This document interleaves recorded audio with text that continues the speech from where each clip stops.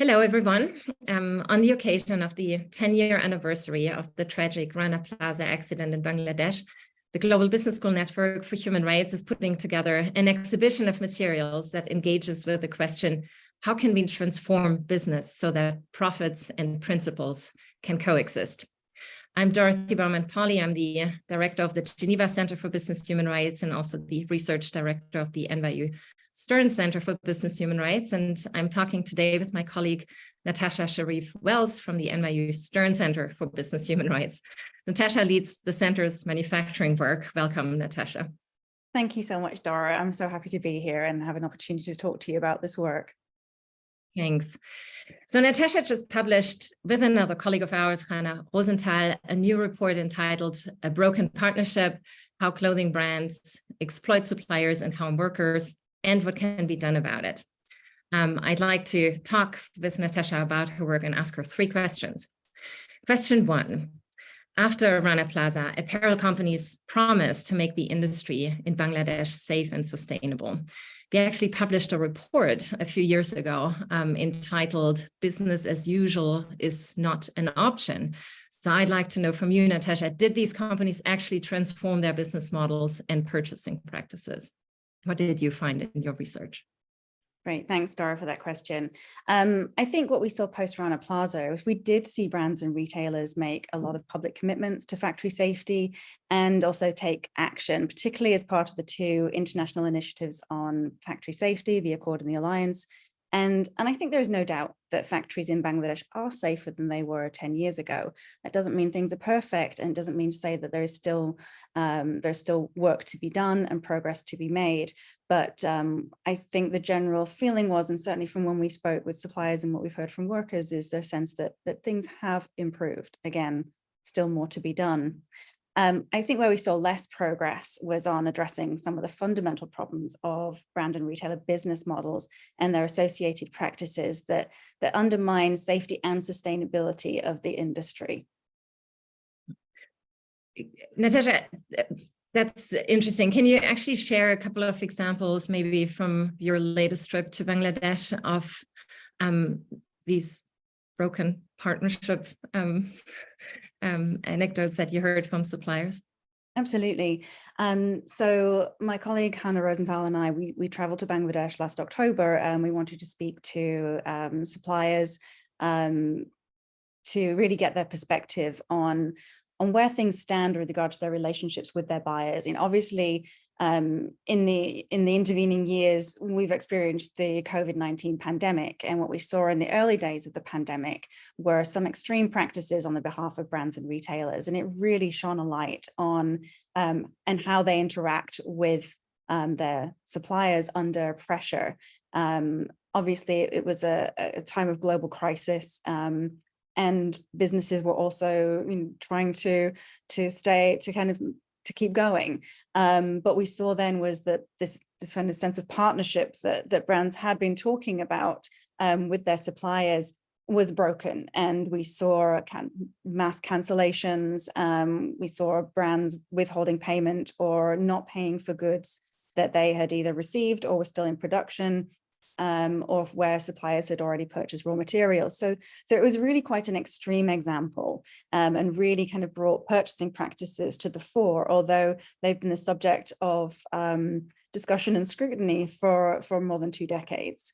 But it really brought purchasing practices mainstream and also brought it more clearly to consumers, how brands and retailers were treating their suppliers, and also more importantly, that knock-on impact on workers who were extremely vulnerable at that time. And there were catastrophic consequences for workers during that, especially that early part of the pandemic. And then what we saw was, late as the pandemic progressed, brands and retailers did reinstate orders, they paid for orders.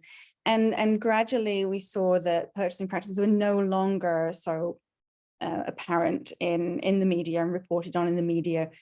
Yet we heard then early in 2022, we started to hear that actually those practices, although they had changed, there were still practices putting pressure on suppliers.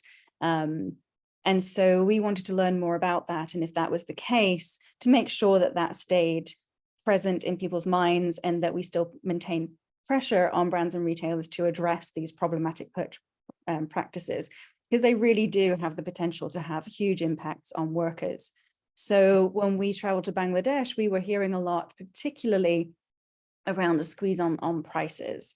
I should add as well that the brands and retailers and suppliers were feeling the impact of the Russian invasion of Ukraine, the economic crisis in Europe, and also kind of a decrease in purchasing from consumers in Europe. And Europe is a huge market for Bangladesh. So we were hearing again that brands and retailers were once again under pressure and were passing those pressures on to their suppliers. That could be in the form of asking for discounts, kind of really putting pressure on prices, either at the time of negotiating for an order or after an order had already been placed and a price had been agreed, materials had been purchased. We also saw or heard about an increase in the practice of delaying delivery of an order that had already been produced, but that doesn't only mean delaying delivery, that also meant delaying payment. And that's what's really critical, because of the way in which suppliers take on the liability of raw materials, even in advance of a purchase order being issued. That causes big problems for them in terms of securing additional funding for investment. But really the big problem then is cash flow to be able to pay workers. That's all super interesting. I'm so happy you followed up. It sounds like the bad business practices that were introduced with the pandemic festered, and now new pressures are used as an excuse to continue with what sounds to me like fairly unfair business practices. So what, according to you, would a truly transformational business model look like in the apparel industry? There's so much talk about partnerships. Is that just talk, or can they actually have positive impacts for workers? And under what conditions? I do think there is the potential for positive impacts. And we did hear from suppliers about their experience with partnership. And I think one thing we need to understand better is how brands and suppliers understand what partnership means and whether those partnerships hold up under pressure. We want to see true collaboration, true partnership that continues even when brands and retailers, or we're experiencing these regional and global shocks, because ultimately that instability and uncertainty, that is what really causes problems for workers. Who need to be secure in their employment and also receiving a decent wage and decent work. Yeah, absolutely. So last question to you, Natasja. We're teaching at business schools. So what should the next generation of leaders know based on your research insights as they plan to work in business in the future? It's a great question. And I think what Rana Plaza certainly showed us 10 years ago, and again, the COVID pandemic, is the interconnectivity between us as consumers, between business and corporate behavior and supply chains, and the impact of people in the receiving end of those practices. So yeah, corporate behavior can really have this far-reaching impact, and it has the potential to have the greatest impact on those who are most vulnerable. And I think it's really important that tomorrow's business leaders are placing human rights and the well-being of workers at the forefront of their decision-making. Obviously, when they're in a corporate environment, there's always the emphasis on profit maximization, but increasingly we're seeing that that's not enough, and the cost of not addressing practices that have the potential to have such a negative impact, the cost is too great, and the cost in the case of Rana Plaza was the loss of human life. So I think it's really critical that students are aware of that and thinking of that as they go out into the world. Thank you, Natasja. Thanks for sharing your insights, and thanks for your time with us today. Thanks for having me, Dara. Bye-bye. Bye.